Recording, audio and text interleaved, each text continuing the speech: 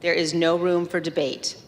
Those who invaded our Capitol and battled law enforcement for hours were motivated by what President Trump had told them, that the election was stolen and that he was the rightful president.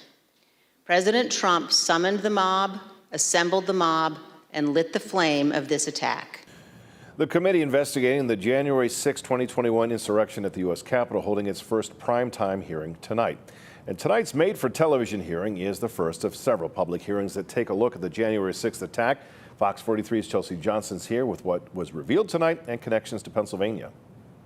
Well, Evan, tonight's U.S. Capitol riot hearings kicked off with the House committee calling out former President Donald Trump's election fraud claims. They also highlighted multiple witness testimonies during today's hearings, many of which came from Trump's White House team, who immediately debunked those claims of voter fraud.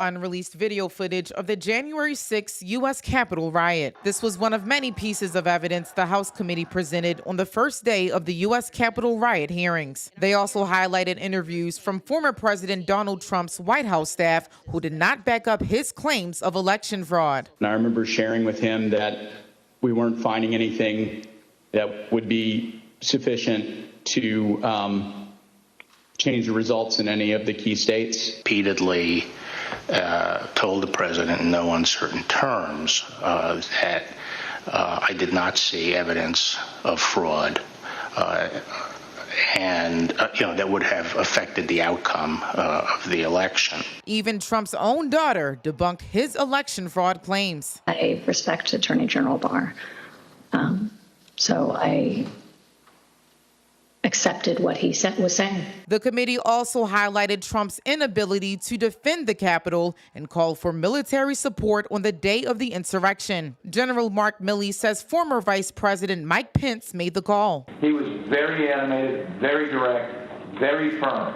and to Secretary Miller.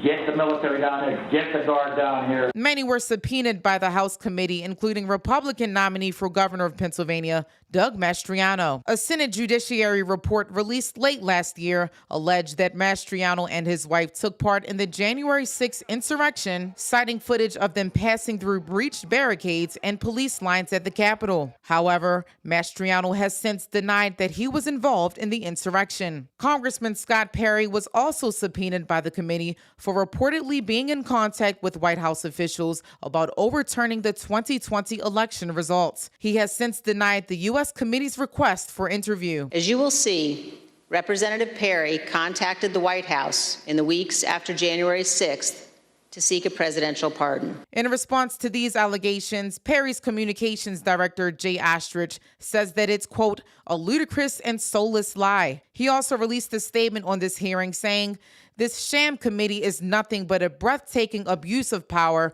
conjuring up political theater to destroy opponents and distract the American people from the economic and national security nightmare created by one-party rule and the radical left.